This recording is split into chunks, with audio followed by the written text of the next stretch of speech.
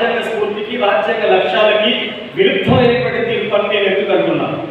ఇది దళిత క్రైస్తవుల సమస్య కాదు, ఇది భారతదేశానికి సంబంధించిన సమస్య, భారత రాజ్యాంగానికి సంబంధించినటువంటి సమస్య అనేటువంటి భావిస్తున్నాను. ఎందుకోసం? భారత రాజ్యాంగంలో మనం క్షుణ్ణంగా అధ్యయనం చేసి చాలా స్పష్టమైనటువంటి ఆర్టికల్స్ చెప్పారు.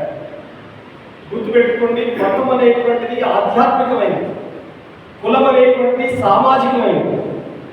ఈరోజు సామాజికాన్ని ఆధ్యాత్మికతను సామాజికానికి ముడిపెట్టేటువంటి తీర్పు లాగొచ్చింది. ఒక వ్యక్తి తనకు నచ్చినటువంటి మతాన్ని స్వీకరించవచ్చు, నచ్చిన దేవుణ్ణి స్వీకరించవచ్చు, విశ్వసించవచ్చు. ఎవరు చెప్తున్నారు ఇది? భారత రాజ్యాంగంలో ఆర్టికల్ 25 మొదలుకొని 28 వరకు ఏం చెబుతున్నారు?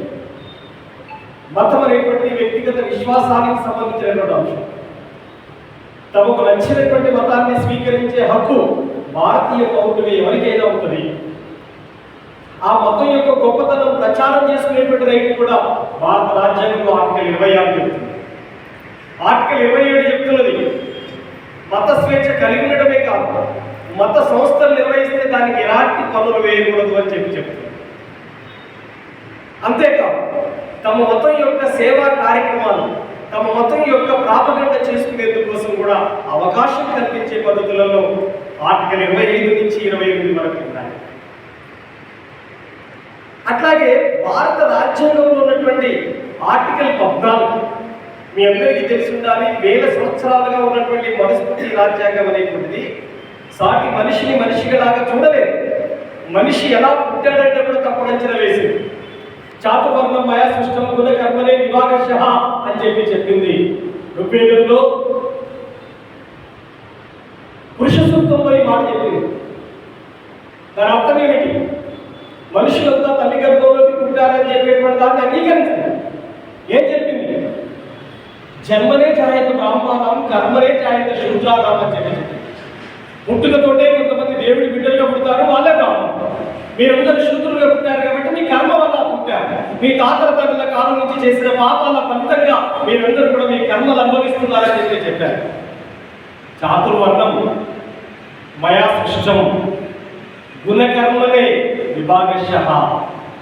ఒక బ్రాహ్మణుడు సృష్టించినటువంటి వర్ణ వ్యవస్థని ఇది దేవుడు సృష్టించాడని చెప్పేసి వేల సంవత్సరాలుగా మనుషుల మధ్యన విభజన రేఖలు గీయబడింది. కాబట్టి దాన్ని బట్టి ఏం చెప్పింది? బ్రహ్మ తనలోకి బ్రాహ్మణులు వేద మంత్రాలు చదవాలి, కర్మకాండం చేయాలి, పూజలు పురస్కారాలు చేయాలి. భుజాల్లోకి క్షత్రియులు యుద్ధాలు చేయాలి, పరిపాలన చేయాలి, దేశాన్ని ఏలాలి. తొడలోకి వైశ్యులు వ్యాపారం చేయాలి, వ్యవసాయం చేయాలి. మరి పాదాల కిందకి వెళ్ళినటువంటి శుద్ధులు ఏం చేయాలంటే వాడిగా చేసేదా 13 వర్గాలకి ఎత్తి చేయడానికి పుట్టినట్టుగా అని చెప్పేసి దాంట్లో రాయబడ్డారు కదా. మరి అలాంటప్పుడు ఎత్తిని కానీ, అవమానాన్ని కానీ, అస్పృశ్యతను కానీ, అంటరానితనాన్ని కానీ ఏ మనిషి అంగీకరించడు. ఒక మనిషి తలెత్తుకొని ఎక్కడ స్వేచ్ఛగా జీవించాలో అక్కడికి పరిగెడతాడు. మేమంతా క్రిస్టియన్ విశ్వాసాలను కాకపోవచ్చు,